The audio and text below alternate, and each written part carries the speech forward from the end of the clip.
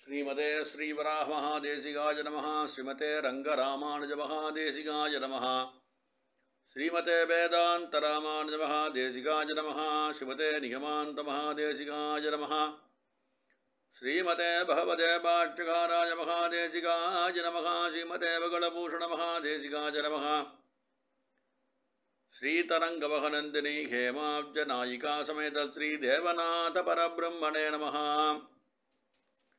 श्री अलन्मेल मंगा नायिका समेत श्री श्रीनिवासपरब्रह्मणे नमः। श्रीमान् वेङ्कटनाथार्य कवितार्किककेसरी वेदान्ताचार्यवर्यो मे सन्निधत्तां तदाकृति சீருண்டுதோ புலிதிருவேங்கடமுடையான் பாரொன்றல் சொன்ன பழமொழியுள் ஓர் ஒன்றுதானே யமையாதோ தாரணியில் வாழ்வார்க்கு வானேரப்போம் அளவும் வாழ்வு. சிவதே நிகமாந்த மகாதேசிகாய நமஹ. சுவாமி தேசிகனுடைய தயாசதகம் என்ற கிரந்தத்தை நாம் இதுகாரும் அனுபவிச்சுருக்கோம். இதில் 20 பாசனங்கள் பர்யந்தம் நமக்கு நேற்ற பர்யந்தம் பிராப்தமாயிருக்கு. இந்த 20வது பாசுரத்திலே திருவேங்கடமுடையான் எம்பெருமான் கலியுக கண்ணனானவன் இந்த திருமலையிலே சந்திரனாய் விளங்கி நிற்கின்றான்னு சுவாமி சாதிச்சார். அடுத்து இந்த கருணையே அவனுடைய திருக்கண்களிலே தாராமைத்ரியாக ஒரு ஸ்நேகத்தை தரிக்கின்றவளாய் இந்த தயாதேவி இருக்கா. இந்த தயாதேவியாலே பார்க்கப்பட்டதான இந்த ஜீவாத்மாக்கள் இந்த பிறப்பை அடைந்து அனாயாசமாகவே ரொம்ப சிரமப்பட்டு முயற்சி இல்லாமல் மோட்சானுபவத்தை பெறுகிறார்கள் அப்படின்னு சுவாமி தேசிகன் சாதிச்சார் அந்த 20வது ஸ்லோகத்தில். இப்போ இந்த 21வது ஸ்லோகம் 3வது தசகமாக பிரிவு ஆரம்பிக்கிறாத 21வது பாசுரத்திலேருந்து 30 பாசுரங்கள் வரைக்கும் ஸ்லோகங்கள் வரைக்கும் ஒரு தசகமாக காட்டுறார். இந்த தசகத்திலே 21வது ஸ்லோகத்திலே விஷயார்த்தம் என்னன்னு நாம் கேட்டாக்கா, இந்த பிரவாகம் ஜலப்பிரவாகமானது எந்த சமயத்தில் வேணுமோ அந்த சமயத்திலே அனுகிரகிக்கப்படுகிறது. அதன் மூலமாக இந்த பூமியானது நன்றாக தீர்த்தத்தாலே நினைக்கப்படுகிறதுன்னு சொல்கிறார். இந்த பூமியிலே அந்த தீர்த்தத்தினாலே, அந்த வெள்ள தீர்த்தத்தினாலே நம்மள மாதிரி எம்பெருமானை தயாதெய்வம் ஆசிரியிக்கக்கூடியதான சரணாகதர்களாகிய அந்த பயிர் ரொம்ப செழிப்பாக வளர்றது தயாதேவியின் அனுகிரகத்தாலே. இம்மாதிரியான இந்த சரணாகதராகிய பயிர் வளமான இந்த பயிரை உடைய அந்த பூப்பிராட்டி இருக்கே, அந்த பூமி இருக்கே, அந்த பூமிக்கு யார் சொந்தக்காரன்னா மலை அரசனான திருவேங்கடமுடையான். அவன் விவசாயம் செய்வனைப் போல ஒரு குடியானவனாக இருக்கான். மின்திகழ் குடிமை வேங்கடமலமேல்னு சாதிச்சார் ஆழ்வார். பெரிய குடியானவனாக இருக்கான். அப்பேற்பட்ட குடியானவன் ரொம்ப மகிழ்ச்சி அடைகிறான், சந்தோஷிக்கிறான்னு பெரியவா வியாக்கியானம் பண்ணுறான். இதில் 21வது ஸ்லோகத்தை முதல்ல பார்த்துருப்போம். சமயோபனை ஸ்தவ பிரவாகைஹி அனுகம்பே கிதசப்ளவாதரித்ரி சரணாகத சஸ்ய மாலினீயம் விஷசைலேஷ கிருஷிவலம் தினோதி அப்படின்னார். அப்படின்னா தக்க சமயத்திலே தேவையான தீர்த்தத்தை கொண்டு வந்தது அப்படின்னார். சமயோபநீதஸ்தவ பிரவாகைஹி, பிரவாகமாக வெள்ளம் வந்தது. எப்படி நமக்கெல்லாம் அந்த ஞானத்துக்கு வேண்டிய வேதங்கள் ஓதி பெரியாழ்வார் விரைந்து கிழியறுத்தான்னு சாதிக்கிற மாதிரியும், சுமையான கல்விகள் சூழ வந்தாலும் தொகை இவை என்று அப்படின்னு சுவாமி தேசிகன் ஸ்ரீமத் ரகசியத்திரே சாரத்திலே எத்தனையோ கல்விகள் இருந்தாலும் நீ கற்க வேண்டியது துவயம் திருமந்திரம் சரமஸ்லோகம் மட்டும்தான் நிஷ்கர்ஷமாக பண்ணி ஸ்ரீமத் ரகசியத்திரே சாரத்திலே சுவாமி தேசிகன் இதே ஆச்சாரியன் சாதிச்சிருக்கார். அதுபோல் கல்வி ஜாஸ்தியாக இருந்தாலும் அதை சாரத்தை எடுக்க முடியாது, சாரத்தை மட்டும் சீக்கரிச்சுக்கணும். அதே போல் எது சாரமான வெள்ளம் வந்து ரொம்ப அதீதமான வெள்ளம் வந்ததுன்னா சஸ்யங்கள்லாம் நாசமாயிடும், ஜீவாத்மாக்களுக்கும் வந்து அந்த வெள்ளத்தாலே உயிர் பாதிப்பு ஏற்படும் சொல்லி இந்த தயாதேவி என்ன பண்ணுறானாம், சமயோபனைஸ்தவை பிரவாகைகி, சமயோஜனமான ஒரு வெள்ளம் இவாளுக்கு வந்து எது ஹிதம் தரக்கூடியதோ அந்த அளவே தீர்த்தத்தை அனுகிரகம் பண்ணுறா தயாதேவி. எப்படி வேண்டுமோ எவ்வளவு வேண்டுமோ எந்த சமயத்திலே வேண்டுமோ அவ்வளவே அனுகிரகம் பண்ணுறா. 2015 வந்து சென்னையில் ஏற்பட்ட வெள்ளம் மாறி இருந்தால் நிறைய உயிர் பலி தான் ஏற்படும் இல்லையா? அதனால் அந்த பயிர் சரணாகதராக பயிருக்கு எந்த அளவுக்கு வேண்டியதான வெள்ளம் வேண்டுமோ அந்த அளவுக்கு எந்த காலத்திலே வேண்டுமோ அந்த காலத்திலே அனுகிரகம் பண்ணுறாய்வோ அப்படின்னு சொல்கிறார். ரொம்ப வெள்ளம் இருந்தால் அடிச்சுன்னு போயிடும், வெள்ளம் இல்லாவிட்டாலும் பஞ்சம் வந்துடும். இதையா அடித்து செல்லும்படியான வெள்ளமாக இல்லாமல் திட்டமாகவும் தெளிவாகவும் பாய்கிற ஒரு வெள்ளத்தை அனுகிரகம் பண்ணுறாய்வோ, அது வெள்ளமானது பல கூறுகளாக பாய்ஞ்சு பல தேசங்களிலே எல்லோருக்கும் சஸ்யத்தை சரணாகதராகிய சஸ்யத்தை இது விளைவிக்கும்படியாக இருக்குன்னா காலத்தை செய்கின்ற ஒரு உபகாரம் தயாதேவினாலேன்னு சொன்னார். அதான் வள்ளுவர் சொல்லும்போது காலத்தினால் செய்திரன்றி சிறிதெனும் ஞாலத்தின் மானப்பெரிது அப்படின்னார். எந்த காலத்தை ஒரு சின்ன உபகாரம் வேண்டுமோ அந்த காலத்தில் செய்யப்பட்ட உபகாரமானது இந்த லோகத்தை விட பிருகத்து பெருசுன்னு சாய்க்கிறார். பசித்தவனுக்கு ஒரே காலத்தை ஒரு அன்னாகாரம் கொடுக்கணும், அது ரொம்ப மிதமிஞ்சு போச்சுன்னா அந்த அமிர்தமே அந்த சாதமாகிய அமிர்தமே அவனுக்கு விஷமாயிடும் அவன் சரீரத்துக்கு. அப்படி இல்லாமல் தக்க சமயத்திலே எந்த அளவு வேண்டுமோ அந்த அளவே அனுகிரகிக்கின்றால் தயாதேவின்னு சொன்னதாலே முதல் பதத்தை நிர்வாகம் பண்ணா பெரியவாந்தரில். அடுத்த பதத்தாலே அனுகம்பேகித சம்ப்ளவா தரித்ரி அப்படின்னு சொல்ற.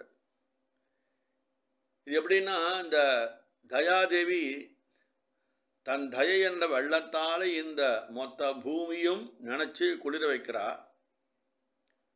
இந்த சம்சார தாபத்தாலே மாறி மாறி பலபிறப்பும் பிறந்து புனரபி மரம் புனரபி ஜனனம்னு இந்த ஜீவாத்மாக்கள் எல்லாம் சம்சார தாபத்தாலே பீடிக்கப்பட்டு இருக்கிறது. அவளை குளிர வச்சு இவ கொஞ்சம் காக்கிறாய்வோ, அவளுக்கும் தாபம், இவாளை நாம் ரட்சிக்க முடியலையேன்ற தாபம். அதனாலே மிதமான வெள்ளமாய் வந்து அவள் தாபத்தையும் குளிர வச்சுக்கிறா.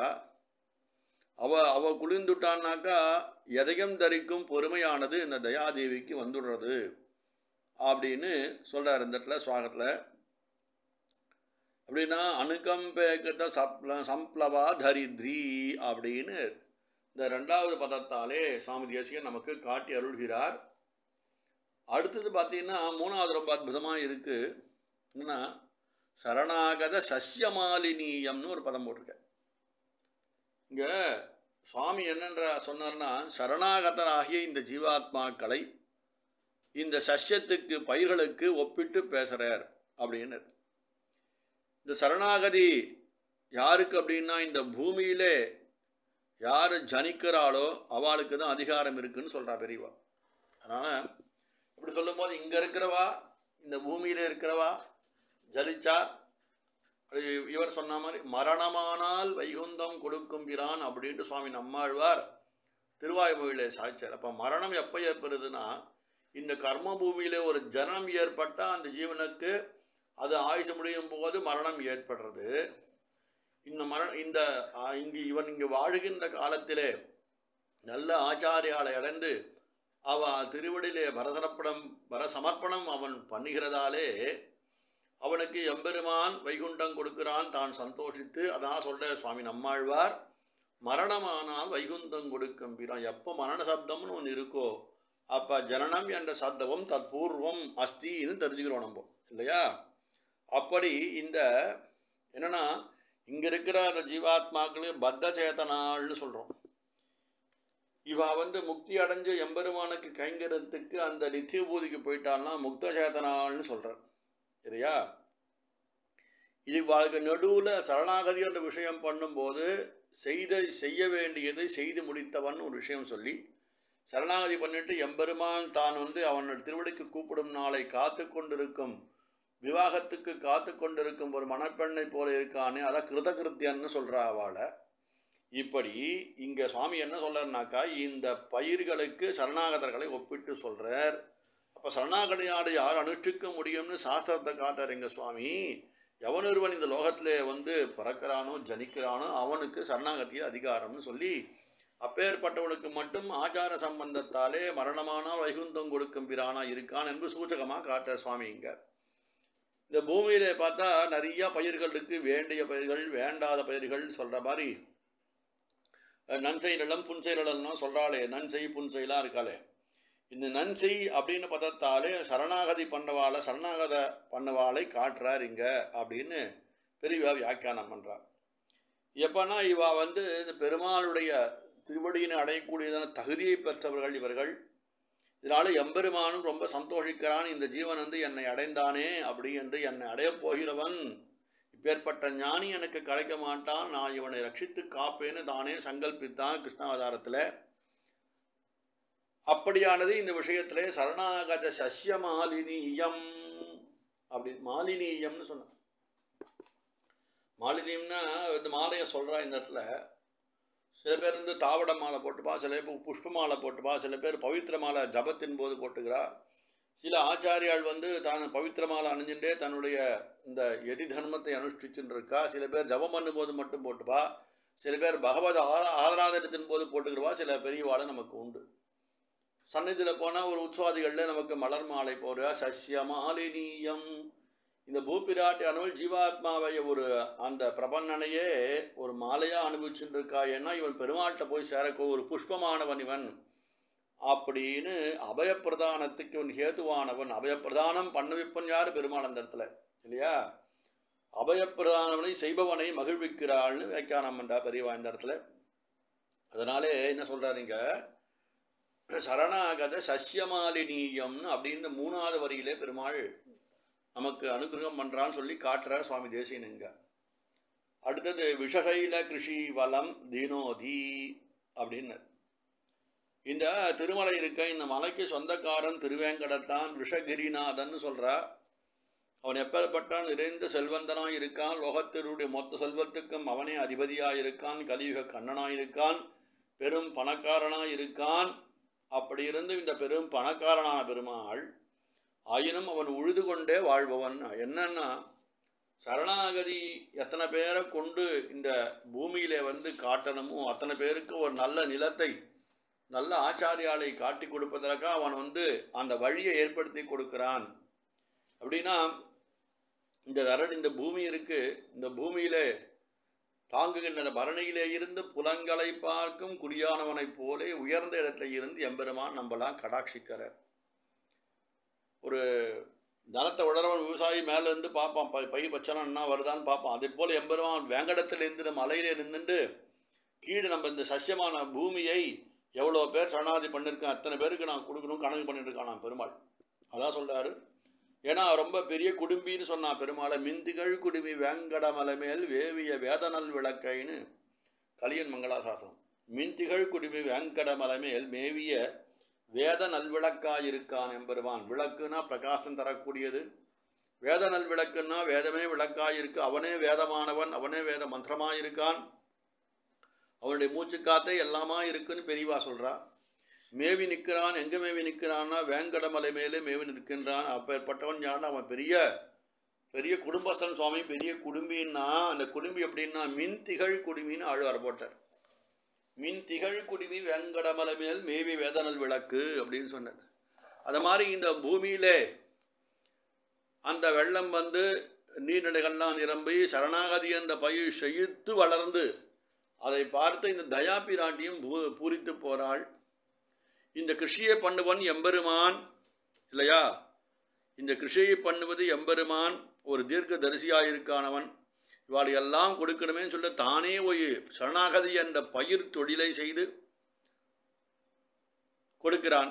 இப்போ ஒரு ஆற்றுல அந்த குடியானவனுடைய இல்லத்தில் அந்த எஜமானன் வந்து கிருஷி வளம் பண்ணும்போது அவனுடைய மனைவியும் அவனுக்கு உபகாரியாக இருந்து சில கைங்கரிகள் பண்ணுறா இல்லையா? அதுதான் தயாதேவி பண்ணுறா. தான் வெள்ளத்தை கொடுத்து பயிர்களை வர வச்சு சரணாகதி என்ற பயிர்களை சரணாகதர் என்ற விஷயங்களை உண்டாக்கி இவர்களை சரணாகதி அனுஷ்டிக்க வைத்து எம்பெருமான் திருப்படி போய் சேர்ற அளவுக்கு ஒரு உபகாரம் பண்ணுறாளே. அவன் ஒரு பயிர் தொழில் செய்கிறான், இவர் பயிர் தொழிலுக்கு உபகாரியாக இருந்து ஒரு ஒரு கிஞ்சித் உபகாரம் அவனுக்கு பண்ணுறாளே ஓ தயாதேவி, இவரோட பண்ணுற உபகாரத்தாலே தான் இந்த ஜீவாத்மாவன் எம்பெருமான் திருவடி அடைகிறான் இல்லையா? ஒரு கணவன் ஒரு பயிர் செய்யும்போது மனைவியாகிய தயாதேவியும் ஒரு நீர் பாய்ச்சி அந்த ரசத்தை சரணாகதியாகிய போக ரசத்தை இவனுக்கு கொடுத்து இந்த பயிரிடும் குடியிலே ஒவ்வொருவரும் ஒவ்வொரு வேலையை செய்யும்படியானது தான் அந்த கைங்கரத்தை எடுத்துட்டு எம்பெருமான உபகாரியாக இருக்காள்னு காட்டுறீங்க சுவாமி தேசிகன். அப்பேற்பட்டதான இந்த இதை பண்ணும்போது தானும் மகிழ்ச்சி அடைகிறாள். இத்தனை ஜீவனை நாக்கு பெருமாட்டை இன்ன முதல் திருமகளஞ்சி வர முன்னிட்டு சுவாமி தேசிகன் சாய்ச்சா மாதிரி தானே மகிழ்ந்து இந்த பூமியிலே அந்த நீரத்தை பரவிட்டு சரணாகதி என்ற பயிரை வளர்வித்து சரணாகதர்களை அதன் உள்ளே ஆழ்த்தி எம்பெருமானடை கொண்டு சேர்க்க அதனை பூப்பிராட்டியும் இந்த பூமியிலே அந்த நீரை தன்னுடைய மடியிலே வாங்கிண்டு பயிரை வளர்விக்கிறாளே, அதனாலே பெருமாளுக்கும் ஆதரம் பெறுகிறது, அவனுக்கும் சந்தோஷம். பாரு, 2 பிராட்டியாக எனக்கு அனுகிரகம் பண்ணா, தயாதேவி கிருப பண்ணி கொடுத்தா, அந்த தீர்த்தத்தை பூப்பிராட்டி வாங்கிண்டா, அதன் மூலம் பயிர் சரணாகதராக பயிர் செழித்தது, அதன் மூலம் இத்தனை சரணாகதர்கள் என்னை அடைந்தார்கள், நான் அவளுக்கு சரணம் அளித்தேன் அப்படி என்றதானது இந்த பாசுரத்தில் நமக்கு ரொம்ப தெளிஞ்சிருக்கு. என்ன அப்படி சொன்னாக்கா, இங்கே சமயம்னு சொல்கிறா, அதுக்கு சித்தாந்தம்னு அப்படின்னு பெரியவா வியாக்கியானம் பண்ணியிருக்கா. எம்பெருமானார் தரிசனத்திலே தான் பெருகி சரணாகதர்களையும் பெருக்கி இவள் தன் கணவனை மகிழ்விக்கிறாள் என்று ஒரு ராசிக்கமாக பெரியவா வியாக்கியானம் பண்ணுறான் இந்த இடத்துல. அதனால் இந்த பாசுரத்தை தெளிந்த கருத்தானது எப்படி இருக்குன்னு கேட்டாக்கா, எந்த சமயத்திலே இந்த சரணாகதர்களாகிய பயிர்களுக்கு, நம்மளைப் போல ஜீவாத்மனாகிய பயிர்களுக்கு எந்த சமயத்திலே ஒரு தீர்த்தத்தை கொடுத்தா அது பயிர் செழித்து வளருமோ, அந்த சமயத்திலே தக்க தருணத்திலே எவ்வளவு வேண்டுமோ, எந்த சமயத்திலே வேண்டுமோ, எந்த காலத்திலே வேண்டுமோ அதை திட்டமாகவும் தெளிவாகவும் அந்த நீரை பாய்ச்சி சரணாகதர்களாகிய நம்மிடத்தில் அந்த சரணாகதி என்ற விஷயத்தை புகுத்தி அதன் மூலமாக நம்மள்கிட்ட அந்த பகவத் பக்தியை வளர்த்து இதை புனகா பெருமானிடத்தில் கொண்டு சேர்ப்பிக்கிறாளே. இப்பேற்பட்ட காரியமானது தயாதேவி பண்ணுறா. இப்பேற்பட்ட காரியத்துக்கு ஒரு கிருஷிவலனாய் இந்த விஷசைலநாதனாக திருவேங்கடத்தான் இருக்கான் அப்படின்னு சொல்லி இந்த பாசுரத்திலே, இந்த 21வது பாசுரத்திலே இந்த வியாக்கியானத்தை பெரியவா நமக்கு கொடுக்கிறாடியன். கவிதார்க்கிக சிம்ஹாய கல்யாண குணசாலினே ஸ்ரீமதே வெங்கடேசாய வேதாந்த குரவே நமஹ.